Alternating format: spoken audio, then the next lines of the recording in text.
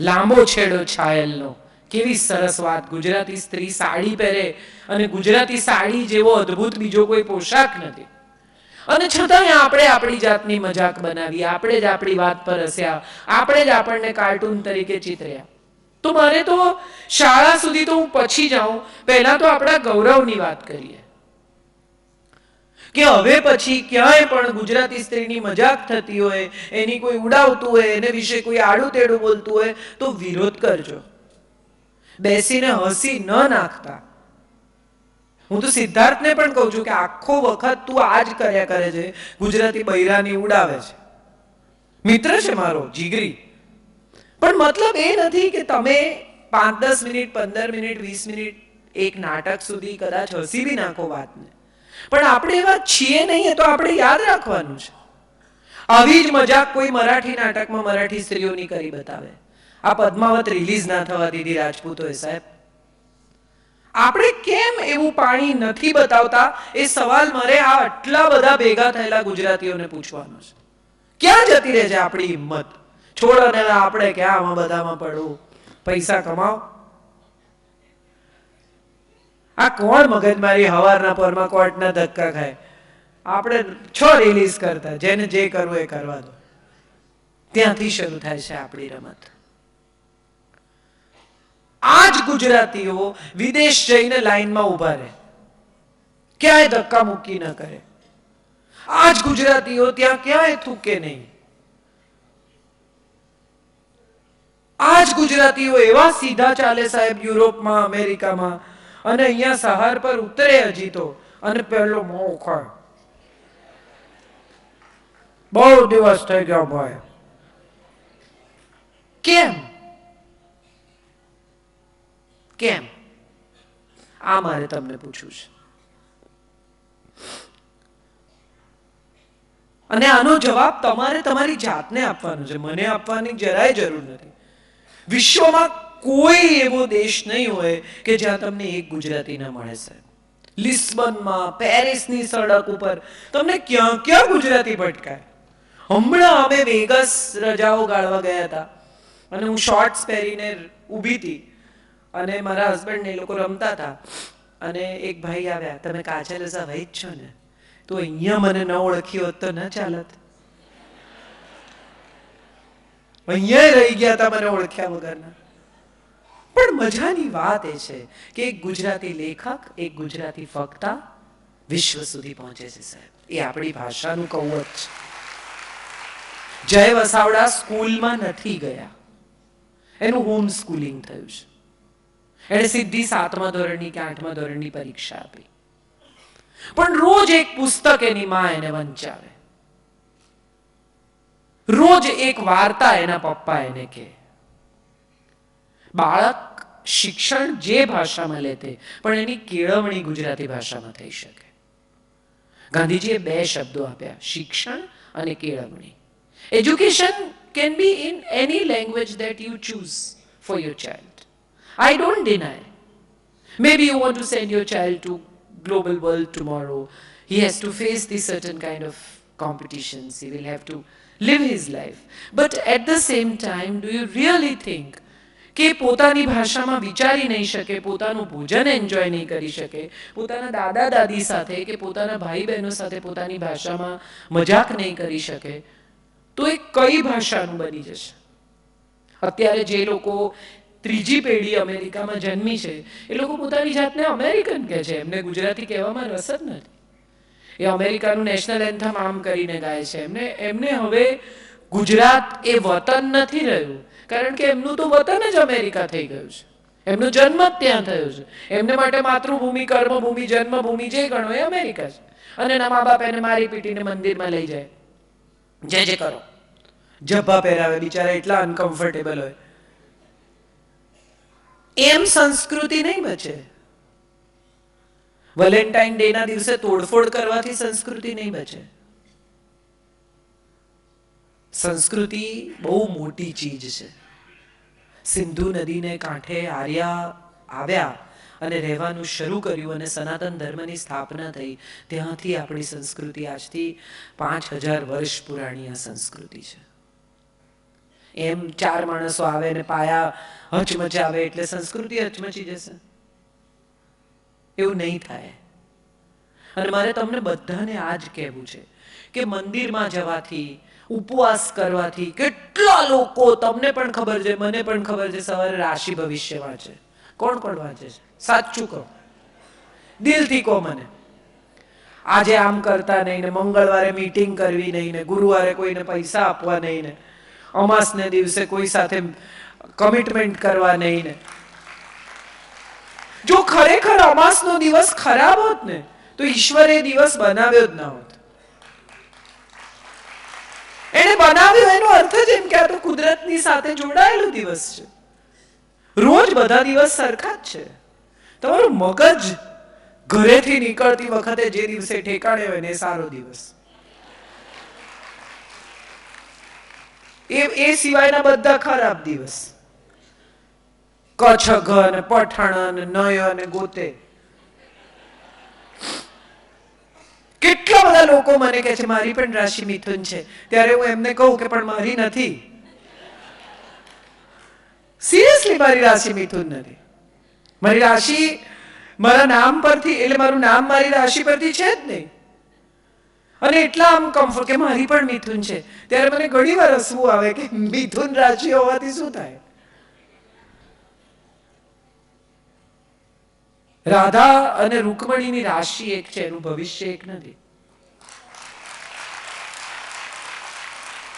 કૃષ્ણ અને કંસની રાશિ એક છે.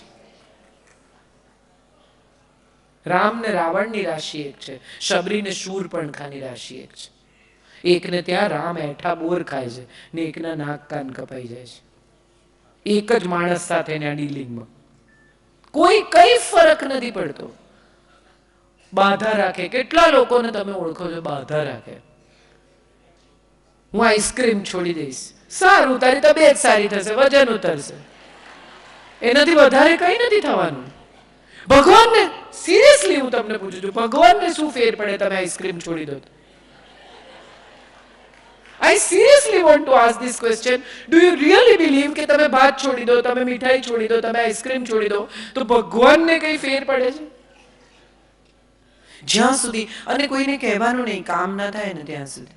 બાધા કોઈને કહી દઈએ ને તો કામ ના થાય. મેં આખી જિંદગીમાં કોઈ બાધા લીધી નથી અને મારા બધા કામ થયા છે. જો ન થાય તો એમ માનવું કે આપણે એ કામને લાયક નહીં હોઈએ. રજનીશને કોઈકે એકવાર પૂછેલું કે તમે પ્રાર્થના કરો તો શું કરો? આમ તો તમે કરતા જ નથી, પણ તમારે કંઈ માંગવાનું થાય તો તમે શું માંગો? અને ત્યારે રજનીશે જવાબ આપેલો કે ઈશ્વર પરમપિતા, હું જેને લાયક હોઉં ને એ મને આપજે, અને નહીં તો જે માગું ને એને લાયક બનાવજે. એક બહુ સરસ ઘટના મારી સાથે બનેલી. એરપોર્ટ ઉપર ઊભેલી ચેક ઇન માટે, અને એર હોસ્ટેસ જેવી રીતે બધાને સેલ કરે એવી રીતે મારી આગળ છોકરો ઊભેલો. છોકરો તો શું 28-30 વર્ષનો, પણ સ્વામીજી, એણે વ્હાઈટ કપડાં પહેરેલા અને સરળ વ્યક્તિ ઊભેલા મારી આગળ. એટલે પેલી એર હોસ્ટેસે એને પણ કહ્યું કે હું તમને અપગ્રેડ કરી દઉં આગળ પહેલી સીટમાં, લેગ રૂમ વધારે ને ફલાણું ને આમ ને, થોડા પૈસા 750 રૂપિયા તમારે વધારાના આપવા પડશે. એટલે સરસ છોકરો 28-30 વર્ષનો એની સામે હસ્યો ને પછી એને પૂછ્યું કે પહેલી રો વહેલી પહોંચે છે? એક સાથે જો વિમાન નીચે ઉતરવાનું હોય ને કુલ 1 જ કલાક બેસવાનું હોય તો તમે ક્યાં બેસો છો એનાથી શું ફરક પડે છે? આપણે બધા પ્રતિષ્ઠાના ચક્કરમાં પડ્યા છીએ. બાકીના લોકો જ્યારે ફ્લાઇટમાં ચડે અને મારી સામે જુએ ત્યારે જો હું બિઝનેસ ક્લાસમાં હોઉં તો હું એમની સામે જોઉં, કેમ છો? આટલું જ મારે જોઈએ. એને માટે હું કઈ પણ પૈસા ખર્ચવા તૈયાર છું. જતા દરેક માણસને એમ થાય આ બિઝનેસ ક્લાસમાં ટ્રાવેલ કરે જારી, જોરદાર. બસ આ મારું સુખ છે. મારે પ્રૂવ કરવું છે કે તમારા બધાથી હું જરાક બેટર છું. પૈસામાં, પ્રતિષ્ઠામાં, પદમાં, આવડતમાં, ઇન્ટેલિજન્સમાં, રિલેશનશિપમાં તમારાથી હું બેટર છું, આ કહેવા માટે હું કંઈ પણ કરવા તૈયાર છું. અને બીજો મજાની પરિસ્થિતિ એ છે કે કોઈ પણ તમને એમ કહે ને કે બહુ આજનો દિવસ ખરાબ ગયો, કે કાંઈ નહીં, હું તમને કહું મારો દિવસ, દુઃખ તમારું બીજાથી વધારે છે અને સુખ તમારું બીજાથી ઓછું છે. આ નક્કી જ છે તમારો હિસાબ. કેટલી પત્નીઓને મેં જોઈ છે, શીખો કાંઈ, આ સરકારી નોકરીમાં પરેશભાઈએ ગાડીઓ લઈ લીધી અને તમે બેઠા છો, પણ પરેશભાઈના માથે સતત લટકતી તલવાર છે ઇન્ક્વાયરીની. તમારા હસબન્ડ ઘેર આવે ને એટલે 9:30 વાગે એના નસકોરા બોલે છે નિરાંતે, એને કોઈની બીક નથી લાગતી, એને કોઈ પૂછવાનું નથી, કારણ કે એને કઈ ખોટું કર્યું જ નથી. હવે તમને પ્રામાણિક પતિનો આનંદ છે કે કબાટમાં પડેલા રોકડા રૂપિયા જે તમારે કોઈ પણ દિવસે ગણી આપવાના છે એનો આનંદ છે? આપણે માણસને પણ કપડાથી જજ કરીએ છીએ, કઈ બ્રાન્ડ પહેરે છે, કયા સનગ્લાસીસ પહેરે છે, કેટલા સોલિટેર છે. હું ઘણી વાર વિચારું, મારે સોલિટેર ખરીદવો હતો, બહુ મને આકર્ષણ હતું, 22-24 વર્ષની હતી ત્યારથી કે લઈશ એક દિવસ, લીધો એ ખરો. હવે મને યાદ જ નથી આવતો કે પહેરવાનું. અડધે રસ્તે પહોંચ્યું ત્યારે યાદ આવે કે જો યાર વીંટી રહી ગઈ, કારણ કે મારા માટે બહુ મહત્વની ચીજ નથી, મને ખરીદવાનું આકર્ષણ હતું, મેં લઈ લીધો, મને આનંદ થયો, ચાલો પતી ગયું. 2-4 દાડા રોજ ફ્લોન્ટ કરીને આમ પહેરીને પછી પતી ગયું, એમાંથી નીકળી ગઈ. તમારે ત્યાં કેટલું છે, શું છે, એને બદલે તમે પોતે અંદરથી કેવા છો ને બહુ અગત્યનું છે. And I mean it. ગમે તેટલા પૈસા માણસ પાસે હોય, તમે એ માણસથી ભાગતા માણસો જોયા છે કે ભાઈ એને રહેવા દેજો? આવા કેટલા લોકોને આપણે ઓળખીએ છીએ. એની પાસે માણસ ત્યારે જ જાય જ્યારે એને એનું કઈ કામ હોય, કોઈક વાતે ચેક લખાવવું હોય, કઈ બીજું ત્રીજું કરાવવું હોય, ત્યારે હે હે હે કરી લોકો પહોંચે, બાકી એને બધા અવોઇડ કરે. ધેટ મીન્સ એનું નહીં, એના પૈસાનું માન છે. પંડિત જગન્નાથને રાજાના દરબારમાં જમવા બોલાવ્યા, ગંગાલહરી જેણે લખી છે. તો એ તો પહોંચ્યા, આવા ને આવા, આમ નદીએ નાહીને સરસ વાળે આમ હાથ ફેરવીને પહોંચી ગયા. તો દરવાજે જે દરવાનું પેલો એને કીધું કે રાજાને ત્યાં થોડી આમ જવાય. અરે કે મને રાજાએ સ્વયં આમંત્રિત કર્યો છે જમવા, પોશાક પહેરીને આવવાનું રાજાને ત્યાં, આવું બધું ન હોય, ખેસ પહેર, પાઘડી પહેર, જરા વ્યવસ્થિત આવ. ઘેર ગયા ને જે રાજાને ત્યાં દરબારમાં પહેરવાનો પોશાક હોય પહેરીને પહોંચ્યા. પછી જમવા બેઠા એટલે એને ખીર લઈને કહ્યું કે લે ખેસ તું ખીર ખા. બટાટું વડું લઈને મૂક્યું પાઘડીમાં કે લે પાઘડી તું બટાટું વડું ખા. રાજા કે આ ગાંડો છે? એને પૂછ્યું કે કેમ આમ કરો છો તમે, કઈ તકલીફ છે, ગાંડા છો? તો કે ના, તમે મને ક્યાં જમવા બોલાવે છે, તમે તમારા પોશાકને જમવા બોલાવે છે, તમારો પોશાક જમે છે. હું એવા એટલા બધા લોકોને ઓળખું છું કે હું હાથે દાળ ભાત ખાઉં, ખીચડી દાળ ભાત હું પ્રેમથી હાથે જમું, ક્યાંય પણ ગયો. હું એકવાર સદગુરુને મળેલી, તો એમને ત્યાં અમે જમતા હતા, તો સદગુરુએ મેં ચમચી લીધી દાળ ભાત ખાવા, એટલે એમણે કીધું કે ક્यों हाथ से नहीं खा रहे हैं आप? तो मैं कहा नहीं, अच्छा नहीं लगता है. तो कि किससे? એટલે મેં કીધું आपको अच्छा नहीं लगेगा? तो मैंने कहा आप मेरे लिए खाना खाती हैं? આ પંચ મહાભૂતનો કોળિયો છે. 5 તત્વ ભેગા થાય અને હાથેથી જમો તો તમને પાચન થાય. જ્યારથી ચમચીથી ખાવા માંડ્યા ને ત્યારથી રોગો વધતા ગયા. આ તમે પણ નોટિસ કર્યું હશે, મેં પણ કર્યું છે. હાથે જમતા શરમ આવે. હાથે જમવું એ આપણી સંસ્કૃતિ છે, જમીન પર બેસીને જમવું એ આપણી સંસ્કૃતિ છે. પલાઠી વાળીને બતાવો કેટલા લોકો 1 કલાક પલાઠી વાળીને બેસી શકે? મોટા ભાગના લોકોને પગ વાળીને બેસે એટલે ખાલી ચડી જાય ને આમ થાય ને ફલાણું થાય ને પલાઠી વાળીને જમો તો ઓછું ખવાય. આ કોઈને ખબર છે?